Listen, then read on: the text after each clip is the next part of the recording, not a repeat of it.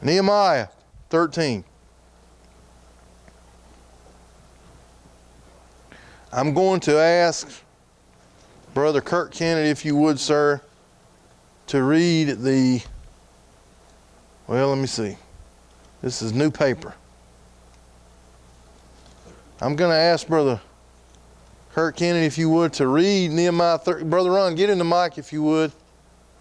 And that way that we'll be able to pick him up sound-wise. And read Nehemiah 13 in its entirety, if you would, sir.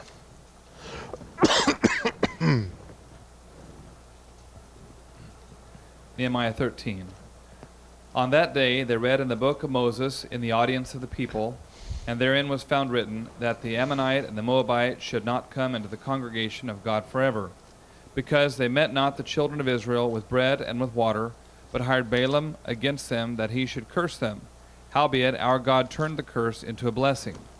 Now it came to pass, when they had heard the law, that they separated from Israel all the mixed multitude. And before this, Eliashib the priest, having the oversight of the chamber of the house of our God, was allied unto Tobiah. And he had prepared for him a great chamber, where aforetime they laid the meat offering, the frankincense, and the vessels, and the tithes of the corn, the new wine, and the oil, which was commanded to be given to the Levites, and to the singers, and the porters, and the offerings of the priests. But in all this time was not I at Jerusalem, for in the 32nd year of Artaxerxes, king of Babylon, came I unto the king, and after certain days obtained I leave of the king. And I came to Jerusalem, and understood of the evil that Eliashib did for Tobiah, in preparing him a chamber in the courts of the house of God. And it grieved me sore. Therefore I cast forth all the household stuff of Tobiah out of the chamber. Then I commanded, and they cleansed the chambers, and thither brought I again the vessels of the house of God, with the meat offering and the frankincense. And I perceived that the portions of the Levites had not been given them.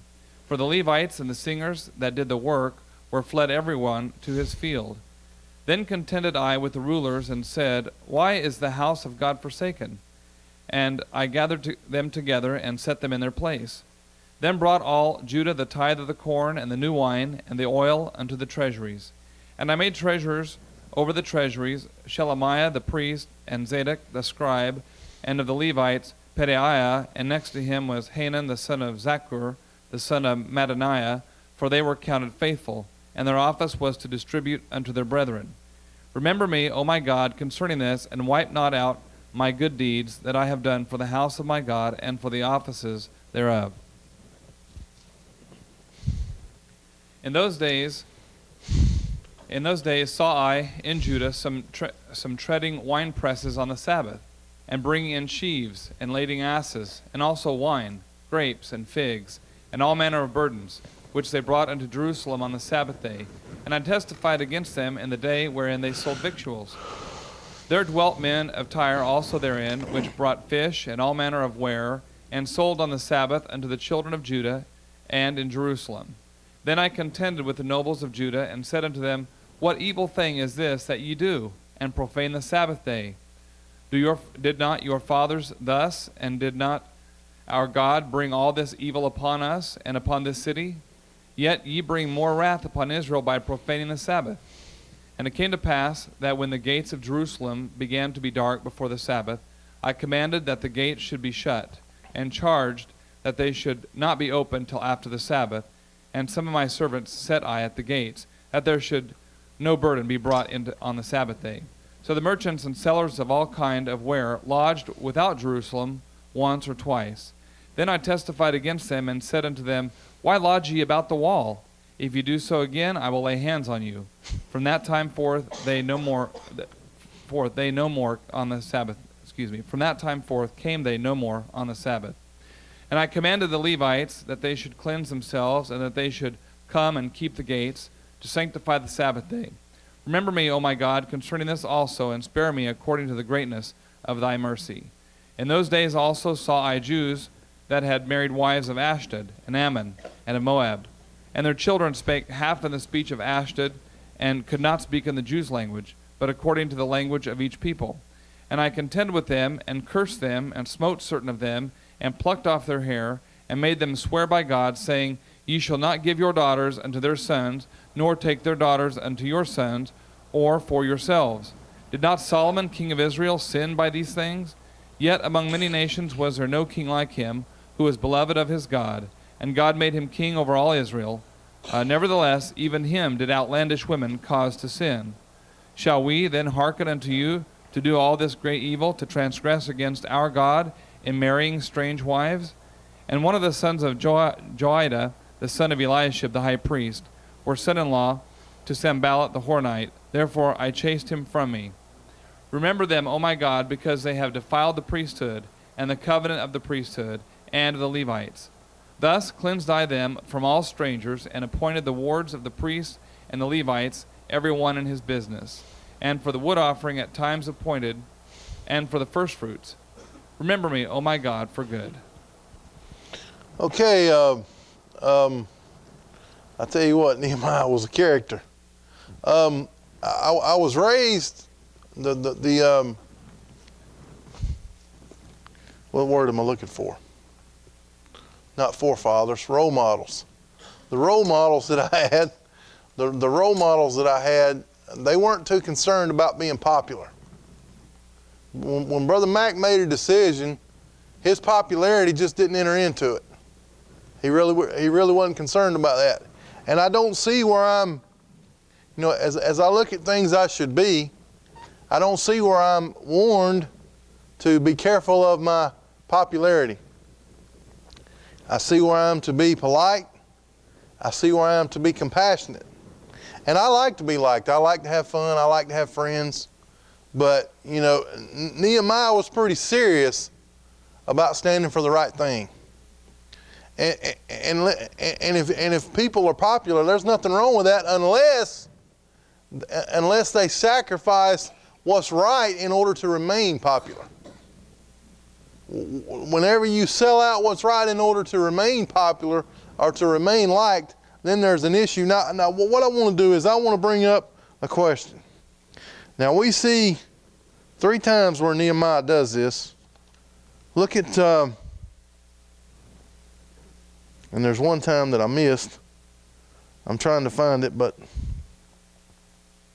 because I got them underlined, but I missed one, and I noticed when Brother Kennedy was reading it, I missed it. But 3 times he asked the Lord to remember the good that he's doing. He says, Lord, I need you to remember me, and I need you to remember the good that I'm doing. I want this to go on my record. Now, yes, sir.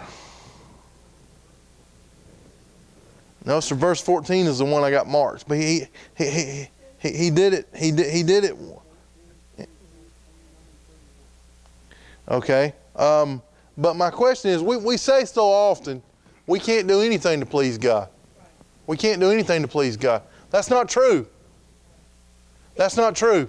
The problem is when a lost person, that they start doing good, thinking that good's going to get them to heaven. That's the problem. See, to use Brother Owen's phrase, when a lost person does good works to try to get to heaven, those are works to be repented of.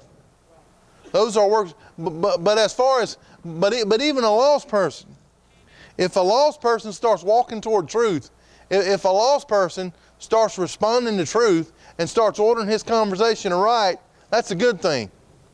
That's a good thing. It's necessary. Because every lost person is guaranteed that if they order their conversation right, they'll be shown the salvation of God. But there's nothing wrong with saying, Lord, I know that what I'm doing is right. I know that what I'm doing is right. I'm asking you to bless it. I'm asking you to remember it. But look at verse 2. Because they met not the children of Israel with bread and with water, but hired Balaam against them, that he should curse them, howbeit our God turned the curse into a blessing. A lot of times this idea is misused. And what Joseph said, when his brothers did him wrong, he said, you meant it for evil, but God meant it for good. But I've heard it misused, and I've heard people say that they can do something that they know is wrong, and God will turn it around for good. That's not what either one of these verses are saying. These verses are talking about when somebody does something against me. I'll use Brother Donnell as an example because I don't think he would ever do this. But if Brother Donnell comes out against me and purposely does something to try to hurt me, and then God works it around in my favor. But for me to go out and do something wrong and to say, well, I'm going to do this, and God could turn this thing around and make it for good. The Bible never says that. The Bible doesn't say that anywhere that I know of. My question is this. Is it possible that a person can do wrong, consciously do wrong, knowingly do wrong, in the full light of truth? Can a person consciously, knowingly do wrong in the full light of truth, and God bless it? Any comments? I do not believe that an individual can knowingly, purposefully do wrong in the full light of truth and have God bless it. I don't, and see, a lot of times personally, I don't use the phrase, we take grace too far. I don't think you can take grace too far. I don't think it's possible, but I think you can teach it wrong. I think that the principle of grace can be taught unbiblically or improperly, but can we take grace too far? I personally don't use that phrase. Brother Donnell, take the mic to Brother Donnell, Brother Ron.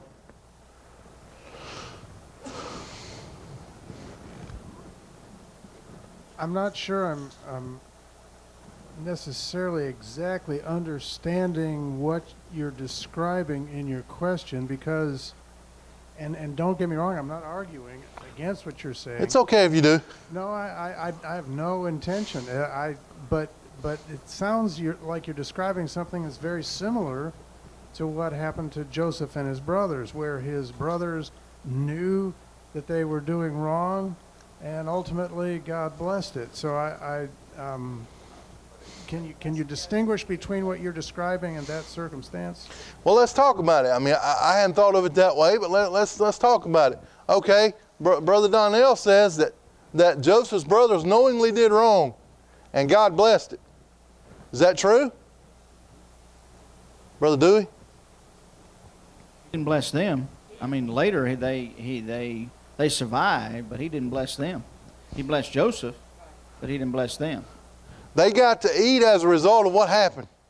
So if you want to call that a blessing, I think it'd be stretching it, but they survived because of what they did. But God didn't bless Joseph's brothers for doing what they did. They didn't receive any. They didn't receive, Brother Kennedy, they didn't receive any spiritual growth or any enlightenment, spiritual enlightenment as a result of what they did. They didn't become better people as a result of what they did. Brother Kurt? Well, based upon Joseph's diligence and all that happened there, everybody got to eat.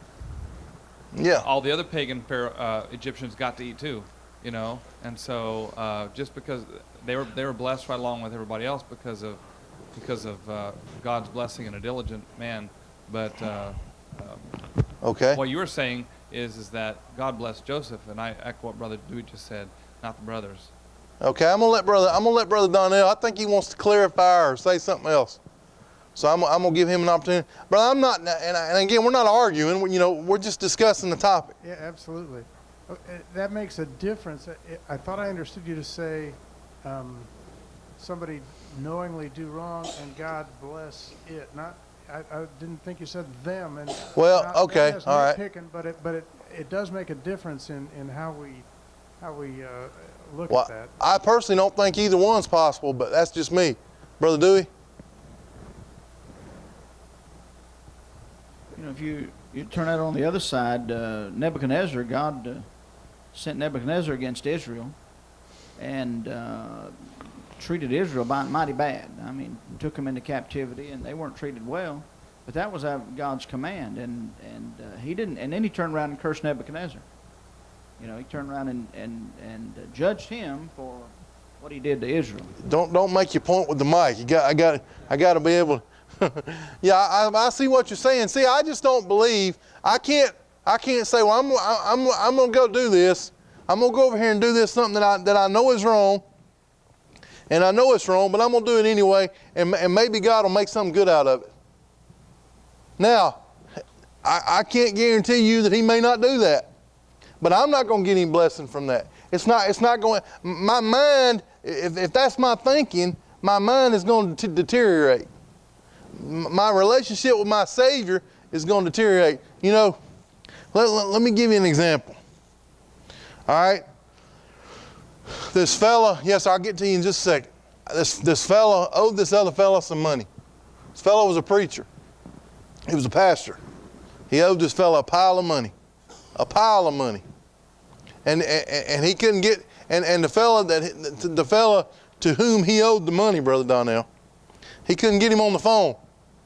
So finally, this fella had to come to church and wait till his church service was over so they could go in private and discuss some sort of payment plan.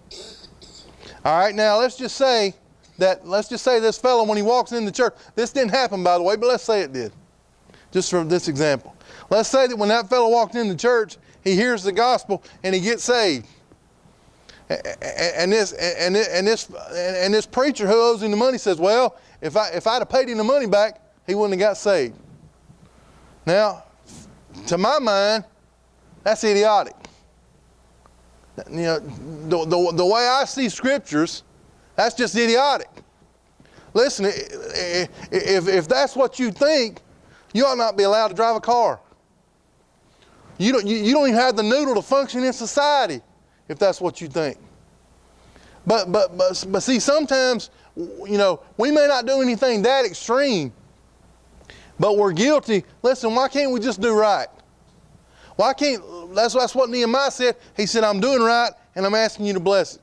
Just do right, do what you know is right. I do what I know is right.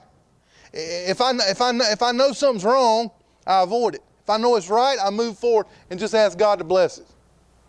Three or four times in this chapter, Nehemiah said, hey, I'm doing right.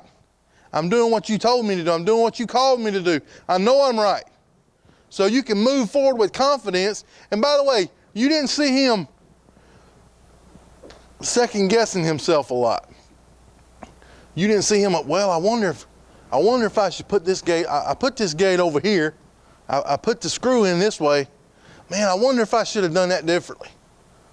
You didn't see a lot of indecisiveness. You didn't see him second guessing himself a lot.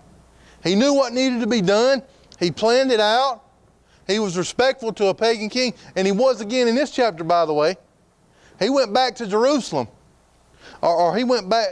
It said he wasn't in Jerusalem, so he went back to the king because apparently whatever time he had given the king was up. Apparently, he went back to the king. He stayed with the king, and he got permission to leave again, and he left again. So he was respectful to the king. He planned it out. He knew what was right. He had all his ducks in a row, and he just moved forward with confidence. That's what we see constantly here in the book of Nehemiah. Now, in the whole book and in this chapter. Merle, you had your hand up?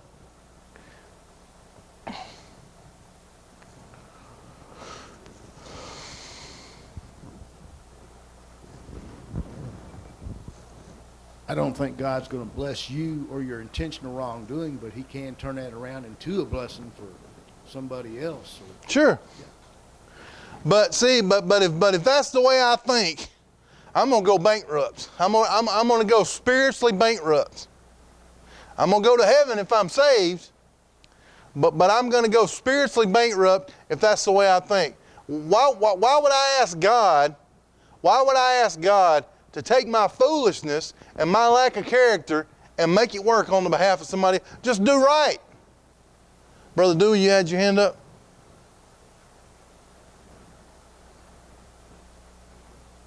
You know, Joseph's brothers is not only the outward circumstances, but they never got right inside as far as their attitude toward Joseph. They were always afraid he was going to come back at them, or, you know, they'd never really understood grace themselves because of what they had done. You know? They lied to him again. They said Dad told us to tell you not to get us. Well, Dad never said that we know. It's not recorded that he said that. But they were. And by the way, not to put too fine a point on it, but I probably would have done the same thing. I probably would have said, look here, man, well, Pops told me to tell you to just let me ride. You know, because I wouldn't have wanted to get my head cut off. But those fellas, as far as we know, they never understood.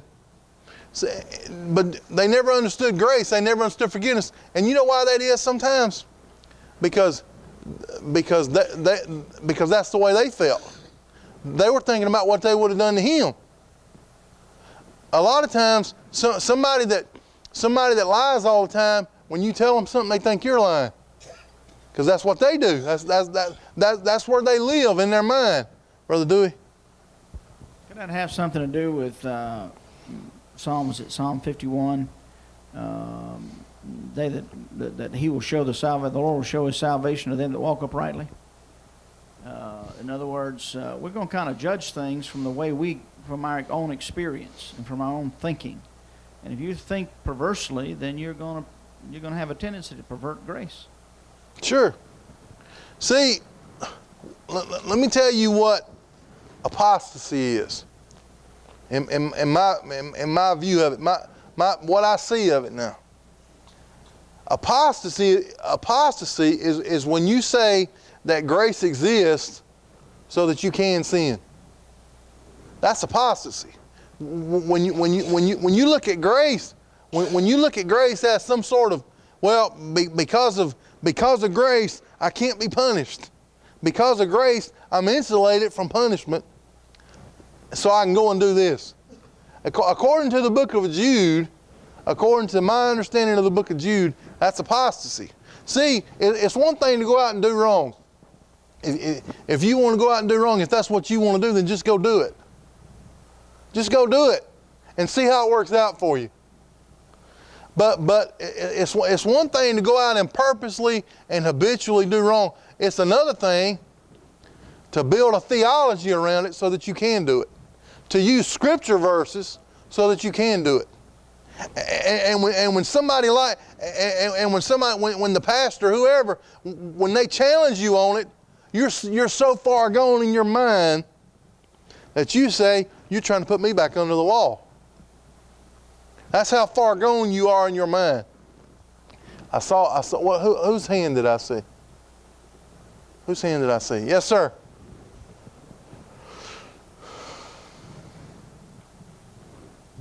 Didn't Joseph go into another room and cry about one of his brothers, though, that he loved? Yeah, Joseph totally forgave his brothers. Wasn't that one forgiven, maybe, for everything? No, they were all forgiven, but they didn't. But they never understood forgiveness the way he understood it, based on their actions. Joseph forgave them. He said, I hold nothing against you. Brother Donnell, do you have something you want to say? Because in passing, another well-known passage that speaks to that issue you're talking about, wherein somebody in their mind might think they're shielded from chastening or consequences, negative consequences of their sin, is of course Hebrews chapter 12.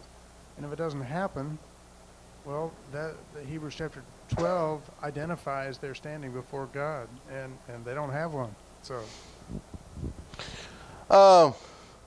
I guess I'll just say this publicly, because I've said it privately to a dozen or so people, and so I guess I'll just say this. I have a problem with people who profess to be saved who don't act saved. I know that's not popular. I'm not saying they're not saved. I have issues. Listen, we all mess up. We all do things. But when you go out and purposely do things that are immoral, purposefully, knowledgeably, you go out and do something, habitually go out and do something that's immoral, and there's no remorse over it. There's no conviction over it. Listen, some great men of God who I know were saved did some pretty reprehensible things. But what was their attitude toward those things when it was all over? To use Paul's phrase, I stand in doubt of individuals.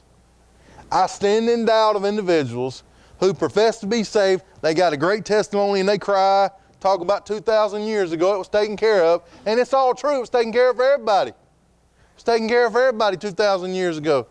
But when I see individuals who have no remorse or no regard for biblical morality, I stand in doubt of those individuals. Now, if I get to heaven and they're there, I'm not going to turn around and leave. But when I think of the idea of open habitual sin, what that will do to my family, what that will do to my children. My children, my boys right now, they think I'm awesome. Now, if they get to be 20 years old and they think, when they get to be 20 years old, if they think I'm an idiot, there's a real problem. That's a real problem. If they want nothing to do with me, I'm not even the last person they go to for counsel. They don't go to me at all. I'm not even on the list. Now, if that's the way it's going to turn out, if that's the way it turns, I'd rather drop dead right now while I'm talking. I'd rather drop dead right now in the middle of this class if that's the way it's going to turn out. I can't imagine, to use Brother Chris's phrase, to be taken out of the equation as far as helping people are concerned. Listen, Saul, when God said to Saul, or when God said to Samuel, go get me another king. Right now, today, go get me another king. Saul was removed from the equation. Now, I believe he was saved, and I don't see a point in debating it, but so if you want to, don't come talk to me about it. I believe Saul was saved, but he was king for several more decades, by the way. But he was removed from the equation. That to me is terrifying to live like that. Why would you want to live like that? And I don't know how we got off on this, except for Nehemiah was praying, Lord, I'm doing right. Bless my works. Remember me. Remember me for good. Remember me for good. Number one, as we observe some things in this chapter, we see number one that if you look at verses 1 and 2, they had to put some people out of the congregation because they had intermarried with the Moabites and the Ammonites apparently. But the Moabites and the Ammonites, or who was it? Let me see, it was the Moabites and the Ammonites. Not only did they not help the children of Israel, but they hired Balaam to go against them. You better be careful when you take a position against God's people. All those people over there in the Middle East that worships Allah, when God gets ready to, He's going to deal with every single one of them. He's going to deal with every single one of them. Listen, you better take a position. Do me a favor. If you got a position that's against my pastor, I want you to come talk to me about it. I invite you to come talk to me about it. You better be careful when you go against God's man, or you go against, listen. There might be some things that me and the pastor don't necessarily agree on. But there's way. By the way, we don't disagree on any major doctrinal issues. By the way, just to make sure that's clear. But there are ways to listen. If you want to help the church and if you want to help people, you don't have to agree. We don't have to agree with each other on everything. But there's ways to handle it. There's ways to handle it and ways not to handle it. I see some hands, and I'll get to them if I can. But we see here that they took a position against God's people, and God put them out of the congregation. So again, we see another point to do with association. You better be careful who you associate with. You better be careful who you associate with. Number two, now notice all these things are going on. By the way, they relapsed on every one of those covenants they made. They relapsed on every one of them. They relapsed on giving their sons and daughters to the heathen. They relapsed on the Sabbath. They relapsed on the worship. They relapsed on it all, if you read this chapter. But if you look at verse 6, it says, "But in all this time was not I at Jerusalem.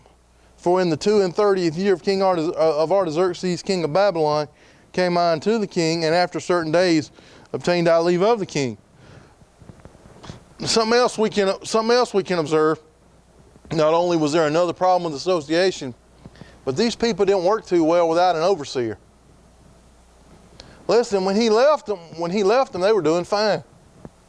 They wrote out a covenant, they entered into a curse, they signed it, and they were doing fine. In the time he was gone, they forgot it all. You know, part of maturity is being where you're supposed to be and doing what you're supposed to be doing, whether your boss is in attendance or not. You do the same thing if he's out of town as you do if he's in town. We see here that they had a problem working without an overseer. And they hadn't done what they were supposed to do with God's people, according to verse 10. And I perceived that the portions of the Levites had not been given them. They had made certain arrangements to take care of the people that were involved in God's ministry. We ought to take care of the people that's involved in God's ministry. Now, having said that, you can't walk in Brother Owen's office and say, hey, Brother Owen, I think y'all need to hire me as a preacher. I want $500 a week. That's not the way it works. It doesn't work that way. It doesn't work that way. But the people that are the people that the church deems fit and necessary ought to be taken care of. Galatians chapter 6 verse 10 says, as ye therefore have opportunity, do good to all men, especially those of the household of faith. The 1 Timothy talks about not muzzling up the ox. Let him eat the corn, the ox that's plowing. In 1 Timothy chapter 5 and verses 17 and 18. We don't have time to turn there. But not only do we see that they had a recurring problem with association, they had a problem with not doing what they ought to do when their overseer was absent. But we also see, if we go down to verse, and I wish I could get, I may bring this up next week. I wish I could get to him slapping them people around, man. That's pretty funny. Yanking those people's beards out and slapping them around. But if we look at verse, go down to verse 29. He actually prays against these people. Now I've never prayed against anybody. I just never have felt Nehemiah was far more spiritual than I am. And I never have felt spiritual enough to pray against anybody. But I will say this. You better disassociate yourself from people that want nothing to do with God's ministry. You know what you do? You pray for them from a distance. You pray for God to change their attitude from a distance. You don't hang out with them. Listen, this Eliashib, this high priest, he was totally corrupt. He and Tobiah were chummy, and his grandson, I believe it was the son-in-law of Sanballat. These people were totally corrupt. These people had been proven to be totally and completely corrupt. If we can take anything away from this chapter, listen, the friends you have, the people that you associate with on a regular basis, you better make sure they're in church. You better make sure they love the Lord. You better make sure that they stand for Christ, because if they had no desire to stand for Christ, what are you doing hanging out with them? What are you doing associating with them? We better be careful of the individuals with whom we associate, and we might get into this some more next week, because we're about to go into the gates. Miss Kelly wants to talk about the gates, and so I'm gonna let Miss Kelly teach the gate. No, I'm kidding. But before we leave the book of Nehemiah, we're going to get into the gates. But number one, we see that they still had a recurring issue with association. And they had problems with doing what they were supposed to do when their overseer was gone, number two. And number three, if you read this chapter, we see a total spiritual relapse. Be ye steadfast. Don't relapse. Be ye steadfast, unmovable, always abounding in the work of the Lord. You say, Brother Paul, why are you talking about this? Because I used to be the poster child for relapsing. If you're not going to relapse, it's got to be done on purpose. It's got to be done every single day on purpose, moving forward instead of backing up. I'm going to ask Brother Joe Sollers, if you would, sir, to stand and close us in prayer.